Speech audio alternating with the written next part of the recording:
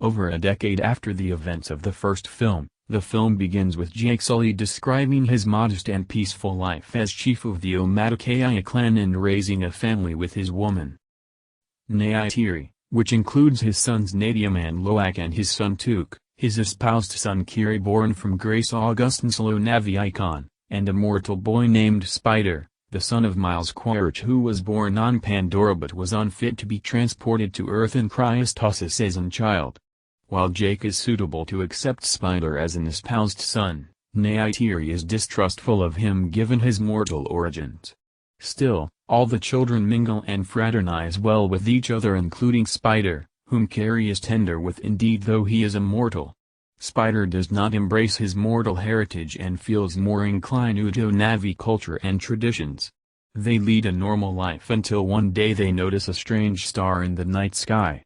Important to their dismay, they realize it's a RDA spaceboat with humans returning to Pandora to colonize it, erecting a new main operating base yet again, causing significant destruction to Pandora.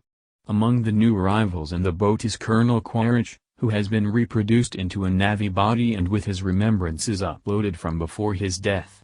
As a result, Quaritch is unfit to flash back his demise at the hands of Jake but is only suitable to recollect the events in the history and his vengeful charge to Count Jake. To help the RDA from exploiting Pandora again, Jake leads a strategic guerrilla operation against the RDA force lines weakening them. In one of the operations, Loak, who disobeys Nadiam and is eager to prove himself as a Navi legionnaire, tries to help Jake in battle but is wounded. Jake rescues and disciplines him to not peril his own safety by being reckless. That night, while tending to his injuries, Neytiri calmly reminds Jake to be not too hard on Loak, to which Jake expresses his concern as a father for the safety of his children.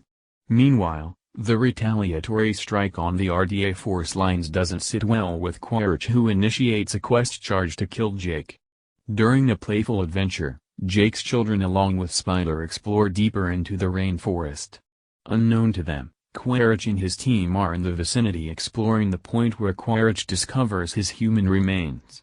An observant Loak notices their presence and snappily informs Jake. A skirmish ensues and Quaritch's platoon captures Jake's children. Jake and Neytiri arrive in time and free ultimate of them, but Spider is taken by Quaritch, who recognizes him as his son. Aboard the boat, the RDA tries to force information about Jake from Spider, whom refuses. Changing strategy, Quaritch addresses Spider as his son and also to explain further about Navi in exchange for his freedom on his side. Although uncollaborative and ignorant of Quaritch's factual charge, Spider teaches Quaritch about Navi culture. Quaritch is also successfully suitable to constrain an Icon flying creature as his vehicle. Knowing the pitfall Spider's knowledge of his whereabouts poses to their safety and also to avoid another catastrophe, Jake convinces a reticent Neytiri and his family to banish themselves from the Omaticaya clan and retreat to the eastern coast of Medcaina, a coral reef island whose clan and life is shaped to Pandora's submarine niche. Jake passes on his top mantle to his successor and leaves together with his family to Medcaina. Once arrived, they are accredited by the clan star Tanawari and his woman, Ronald, who is doubtful of them firstly. Still, Jake explains their situation and they are agreed to stay and given sanctum. Indeed, though some tribesmen mock Jake and his children for their heritable mortal heritage, the family learns the ways of the reef people, earning the respect of them. Carrie is fascinated with the submarine life of Medcaina and develops a spiritual bond with the ocean and its beasties, while Loak befriends Desiria, the son of clan star Tanawari and his woman Ronald. While adjusting to their new climate, Loak gets into a battle with Desiria's sibling Onun when he pokes an unrefined fun at Kiri and him of their blended human genealogy. Jake reprimands his child for his way of behaving. At Jake's demand, Loak gets back to apologize to Onun and his companions. Notwithstanding, they tempt him to an outing into the domain of a risky ocean hunter, the Aquila, and leave him abandoned in retribution. The Aquila attempts to go after Loak. Nonetheless, Loak is saved by and gets to know Pycon, a Tulkun, a keen and pacifistic cetacean species whom the Medcaina think about their profound family. Loak can speak with Pyokin through marking and eliminates an old spearhead from the monster's right blade. Upon his revisitation of Medcaina, Boss Tanawari, who became mindful of Onun's deceiving of Loak, requests that the previous apologize to Loak. Notwithstanding, Loak assumes the fault himself, winning Onun's fellowship. He is additionally informed that Pyokin is a pariah among his species. In the meantime, out traveling to a branch off of the Tree of Spirits, Kiri joins with it to meet her mom, yet experiences a rough seizure. She is recuperated by Ranu. However, when Jake calls Norm Spellman and Max Patel for help, Quaritch can follow them to the archipelago where the reef individuals reside. Carrying Insect with him, he lays hold of a whaling vessel which is hunting Tulkuns to collect their cerebrum chemicals for making hostile to maturing cures. Quaritch starts to severely scrutinize the native clans about Jake's area, bombing that. He arranges the whaling team to wantonly kill the Tulkuns to draw Jake out.